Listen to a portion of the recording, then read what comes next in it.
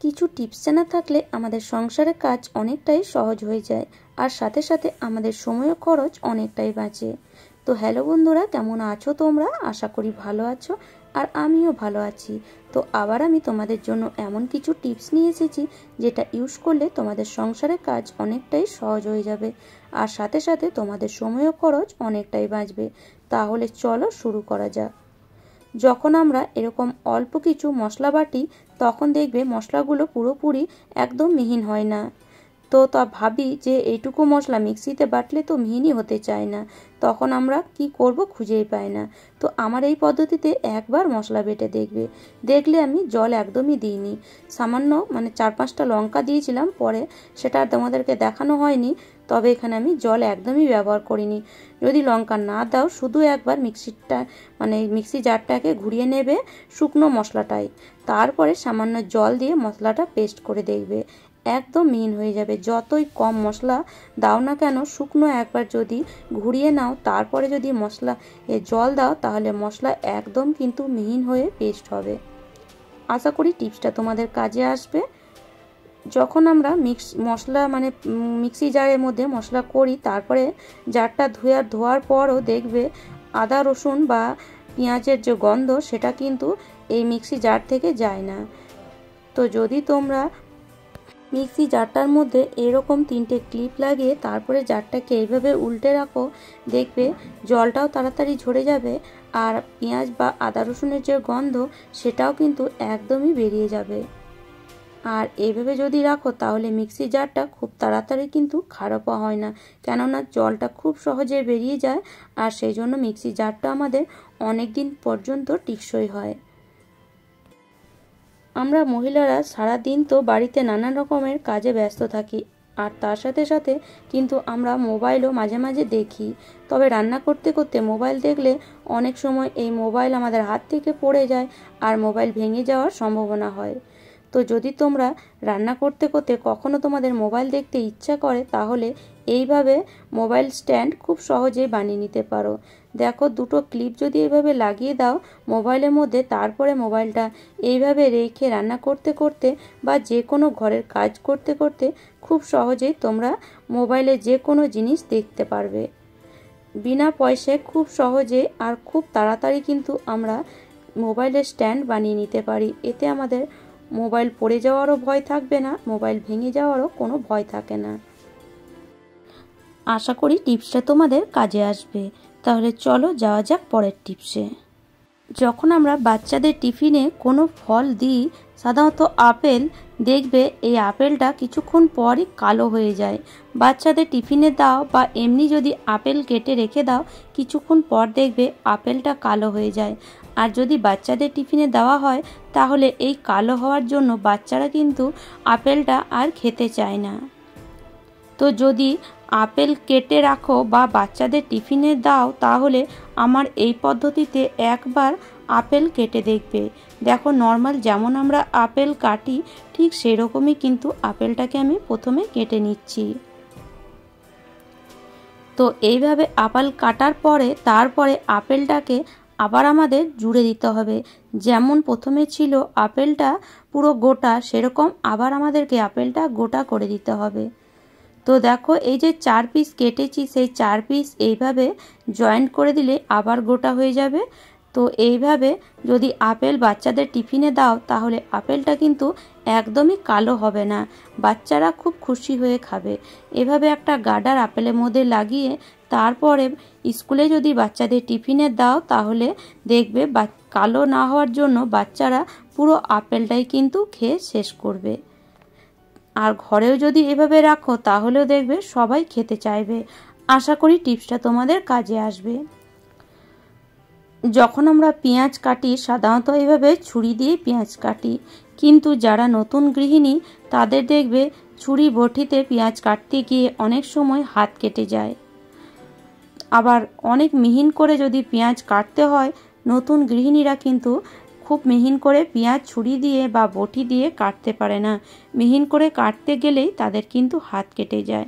তো তারা সাধারণত এইভাবে কেটে দেয়। আর অনেক সময় অনেক রান্নাতে কিন্তু মিহিন পেঁয়াজের দরকার হয়, একদম কুচো পেঁয়াজে। দেখো এইভাবে কাটলে কত মোটা মোটা কাটা হয়েছে। আর এই পেঁয়াজ দিয়ে কিন্তু সব কিছু রান্না হয় না।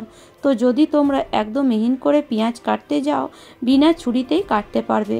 তো তার জন্য এই যে একটা আলু ছুলনি নিয়ে নাও। আলু ছুলনি দিয়ে যদি এইভাবে পেঁয়াজটাকে খালি ছুলে দাও, দেখবে এত সুন্দর মিহিন করে পেঁয়াজটা কাটা হবে যে তোমরা বটির ছুরি ব্যবহার করা একদমই ভুলে যাবে। নতুন গৃহিণী বলেই নয়, আমরাও যদি এইভাবে পেঁয়াজ কাটি, খুব সহজেই কিন্তু আর খুব তাড়াতাড়ি কিন্তু আমরা অনেক পেঁয়াজ কেটে ফেলতে পারবো। আর এইভাবে পেঁয়াজ কাটলে আমাদের হাত কেটে যাওয়ারও সম্ভাবনা থাকে না। আর দেখো কতটা মিহিন হচ্ছে, তোমাদেরকে আমি দেখিয়েও দিচ্ছি, দেখো কতটা মিহিন হচ্ছে। আর এইভাবে মিহিন করে পেঁয়াজ কেটে তোমরা পরোটা বা পেঁয়াজের কোনো তরকারি বা পেঁয়াজের যে কারি হয়, সেই কারিও এই পেঁয়াজ দিয়ে বানিয়ে নিতে পারো। পেঁয়াজ পেস্ট করারও দরকার পড়বে না এইভাবে পেঁয়াজ কাটলে। আশা করি টিপসটা তোমাদের কাজে আসবে। অনেক পেঁয়াজের মধ্যে দেখবে অনেক পচা পেঁয়াজও থাকে, ওপরের খোসাটা দেখবে কিছুটা পরিমাণ পচে যায়। তো আমরা কি করি, এগুলো ফেলে দিই। কিন্তু এগুলো ফেলে না দিয়ে আমরা যদি এগুলো ব্যবহার করি, তাহলে আমাদের অনেক কাজ আমরা খুব সহজে করে নিতে পারি। তো এর জন্য এখানে আমি সেফটি পিন নিয়েছি।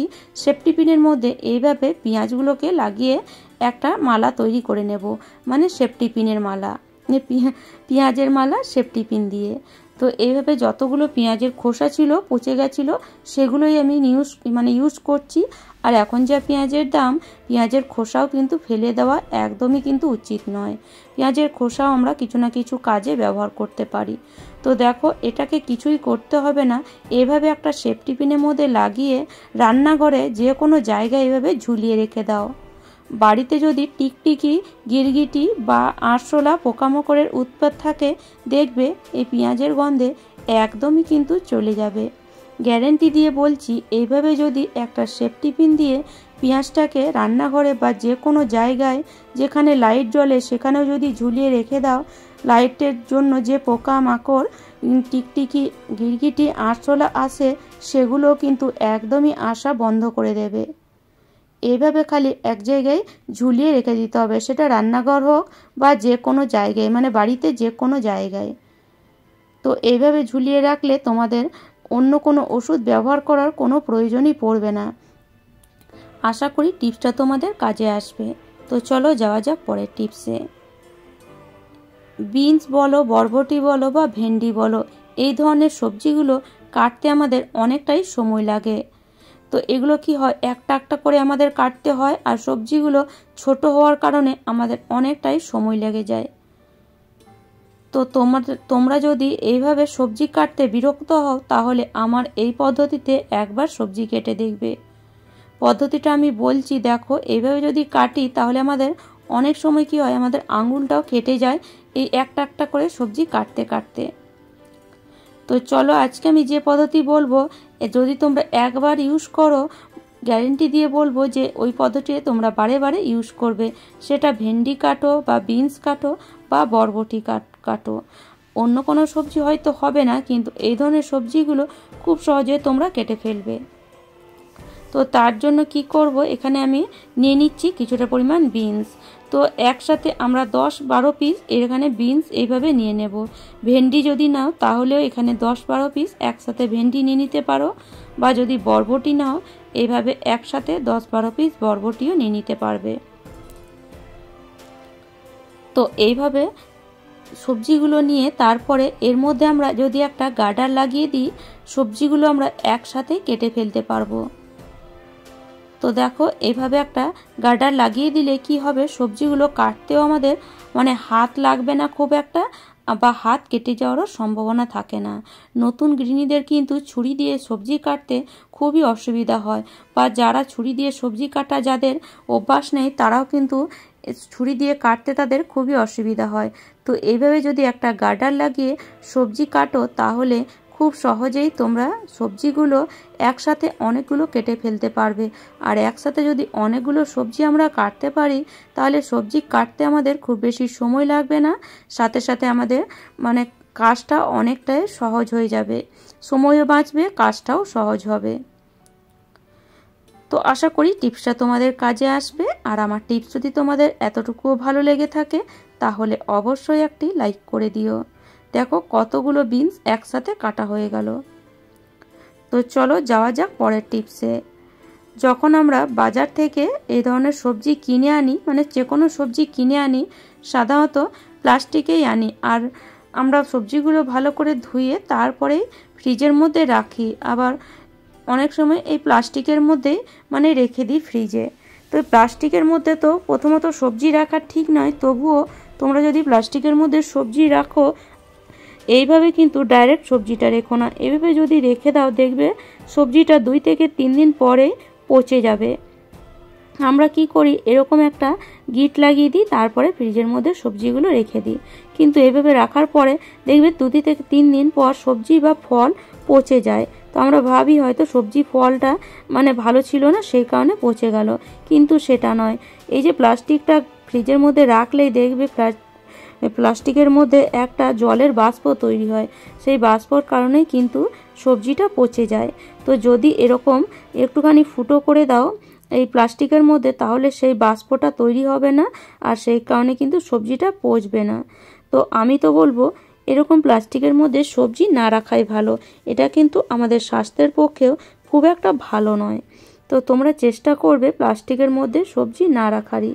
তো তোমরা এইভাবে সবজি না রেখে যদি শপিং ব্যাগ ইউজ করো তাহলে তো খুবই ভালো হয়। আমরা বাজারে যখন যাই নানান রকম ছোট বড় শপিং ব্যাগ আমরা পাই।